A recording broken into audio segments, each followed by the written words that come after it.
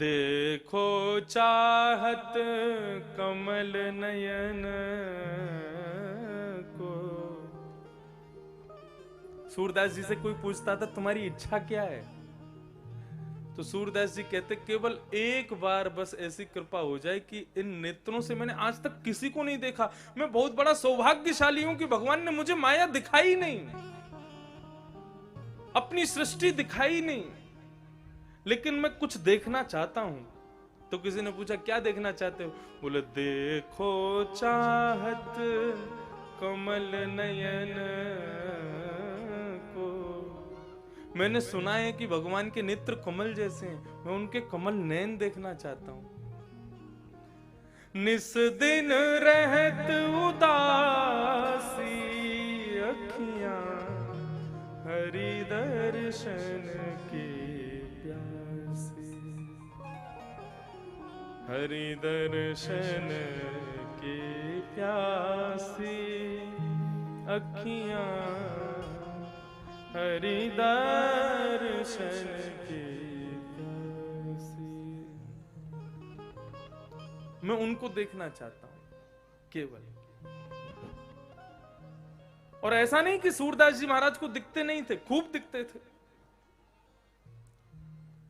श्रीनाथ द्वारा में जब श्रीनाथ जी पहले गोवर्धन में विराजते थे तो गोसाई श्री विठलनाथ जी वहीं सेवा करते थे। गोवर्धन पर्वत पर पूंछरी में श्रीनाथ जी का मंदिर था और सूरदास जी वहीं गोवर्धन में ही रहते थे।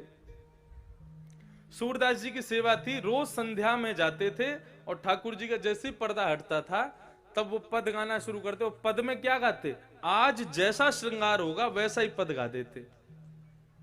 और सब आश्चर्य करते, बोले देखो इनको दिखाई नहीं देता फिर भी बिल्कुल सटीक पद गाते। तो गोस्वामी बालकों ने विचार किया, बोले कि दो भाव हो सकते हैं इसके पीछे। बोले क्या, बोले इनको पहले से ही कोई बता देता है कि आज कौन सा श्रृंगार धरा है। और दूसरा भाव क्या, बोले दूसरा भाव भगवान इन पर खूब प्रसन्न हैं, रीझ गए हैं और रीझ करके भगवान ऐसी कृपा कर देते हैं, ये पहले ही सोच के आते हैं आज ऐसा श्रृंगार गाऊंगा और ठाकुर जी कृपा करके आज वैसे ही श्रृंगार धारण कर लेते हैं। कोई भी बात हो सकती है।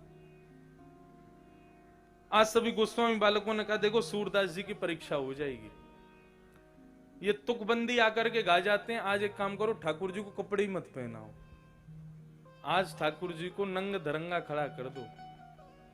और देखो सूरदास जी मन में विचार करके आएंगे, पीला पहना होगा, लाल पहना होगा, हरा पहना होगा, गुलाबी पहना होगा, और आज ठाकुर जी कपड़े पहनेंगे ही नहीं तो फिर इनकी तुकबंदी जो है आज पकड़ी जाएगी।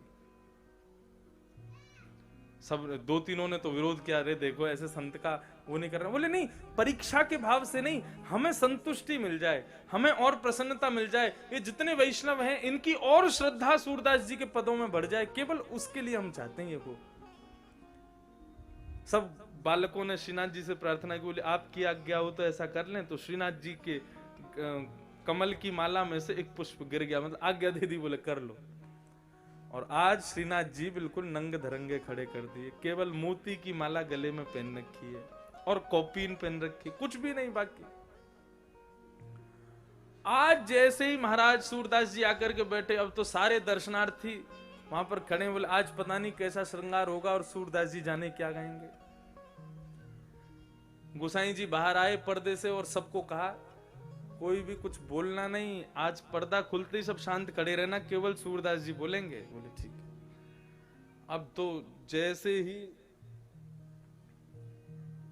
ही पर्दा खुला और सबके मुंह से कुछ निकलने वाला, अरे ठाकुर जी बिल्कुल आज तो निर्वस्त्र खड़े हैं।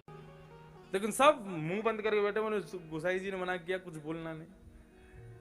गोसाई जी ने भीतर से कहा, बोले अरे दर्शन खुल गए हैं सूरदास जी, पद गाइए।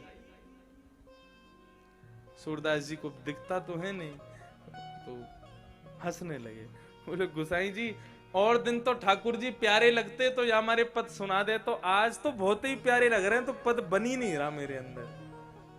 बोले नहीं आज तो आपको गाना ही पड़ेगा महाराज। बोले कैसे गाऊं, आज तो ठाकुर जी इतने प्यारे, मैंने ठाकुर जी पहले कभी देखे ही नहीं, आज तो बहुत ही ज्यादा सुंदर लग रहे हैं, मैं कैसे गाऊं पद। गोसाई जी बोले अरे सब इंतजार कर रहे हैं, ठाकुर जी भी इंतजार कर रहे हैं, गा दीजिए ना।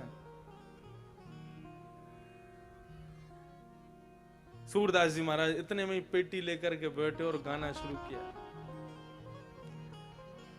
आज हरि देखे नंगम नंगा,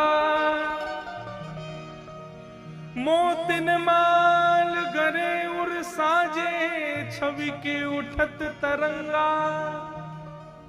आज हरि देखे नंगम नंगा। और जैसे सूरदास जी महाराज ने पद गाया, सबसे पहली प्रणाम गोसाई जी ने की भीतर से, बोले जय हो, आपकी भक्ति को नमन करते हैं सूरदास जी।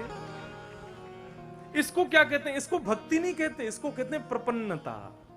प्रपन्नता मतलब उनको भगवान को देखने के लिए नेत्र की आवश्यकता नहीं है, कथा सुनने के लिए कान की साधन की आवश्यकता नहीं है, उनका मन सदैव भगवान में लगा है। वो नेत्र खोलें तभी दर्शन हो, उसको भक्त कहते हैं। वो नेत्र बंद करके भी ठाकुर जी का दर्शन कर लो, उसको प्रपन्न कहते हैं। आप लोगों से पुनः याचना करूं, निवेदन करूं, भक्त बनने के लिए कथा थोड़ी सुन रहे हो, आप भक्त तो हो। बंबई जैसे शहर में तो दफ्तर जाते हुए आदमी हनुमान जी के मंदिर पर बाहर से ऐसे सिर झुका दे, उसको भी वो अपने आप को भक्ति मानेगा।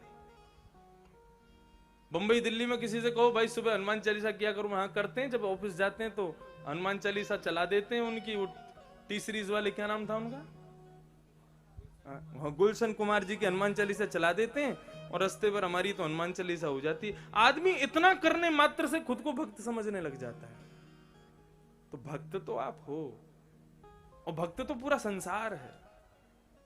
हमें क्या बनना है? वो हमें प्रपन्न बनना है। प्रपन्नता में और भक्त में भेद। जिसको साधन की भी आवश्यकता नहीं पड़ती उसको प्रपन्न कहते हैं। तो ऐसा प्रपन्नता रूपी संबंध भागवत हमारा भगवान से कराती है। यही भागवत का संबंध है। वैद्यम वास्तव मत्र वस्तु शिवदम।